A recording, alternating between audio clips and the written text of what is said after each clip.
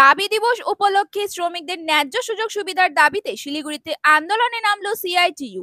বুধবার শহরের হাসমি চকে শ্রমিকদের একাধিক দাবি নিয়ে তারা বিক্ষোভ দেখায়। এই বিক্ষোভ কর্মসূচিতে উপস্থিত ছিলেন সিআইটিইউর দার্জিলিং জেলা সভাপতি মোহন পান্ডা।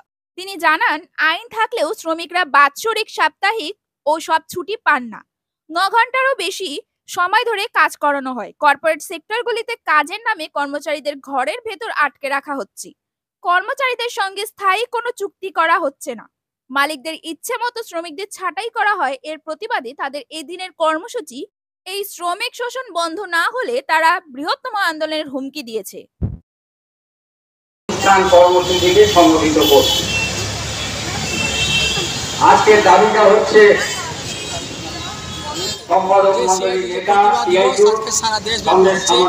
পশ্চিমবঙ্গে হচ্ছে যেভাবে কেন্দ্রীয় সরকার তার যে নীতিগুলো আছে, শ্রমিকদের পক্ষে যে নীতিগুলো ছিল, দীর্ঘ লড়াই আন্দোলন করে আমরা যেগুলো আদায় করেছিলাম, 8 ঘন্টা ডিউটি, হপ্তাহ ছুটি এবং বাৎসরিক ছুটি, পিএফ, ইএসআই, গ্র্যাচুইটি, এগুলো যে ছিল, তারা আজকে সেগুলোকে সব কিছু মানে করে দিচ্ছে, বাতিল করে দিয়ে তারা 4টে শ্রমকোড নিয়ে আসছে। শ্রমকোড যে বাতিল করা, তার বিরুদ্ধে আমাদের এই আন্দোলন।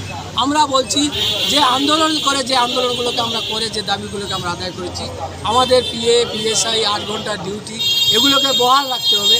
নাহলে আমাদের যে শ্রমিকদের যে জীবনযাত্রা আছে তা আরও নিম্নমুখী হবে। এমনিতে এখন যেভাবে কর্পোরেট সেক্টর যেভাবে কাজ করাচ্ছে, কোথাও এরা নিয়ম নীতি মানছে না। 8 ঘন্টার বদলে তারা 9 ঘন্টা, 10 ঘন্টা ডিউটি করাচ্ছে। সমস্ত জায়গায় আমরা মলগুলোতে দেখবেন, সেখানে শ্রমিকদেরকে একটা জায়গার ভিতরে বন্ধ করে রাখা হচ্ছে। তারা 12 ঘন্টা, 14 ঘন্টা ডিউটি করছে, কন্ট্রাক্টে তারা সাইন করে নিচ্ছে এবং একদিন না এলে পরের দিন তাকে চাকরি থেকে তাড়িয়ে দিচ্ছে এবং কোনো পার্মানেন্টের কোনো নেই, কোনো অ্যাপয়েন্টমেন্ট লেটারের কোনো গল্প নেই, পিএফের ইএসআইয়ের কোনো গল্প নেই। আজকে ইএসআই প্রকল্পকেও সাময়িকভাবে তারা ছোটো করে দিচ্ছে।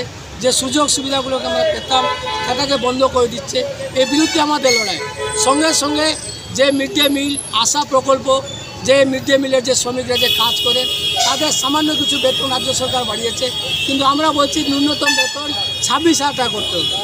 কেন আজকালকার দিনে যে মার্কেটের যে ভ্যালু, সেখানে তার নিচে একটা সাধারণ শ্রমিক কোনো মতেই রুজিটি চলতে পারে না।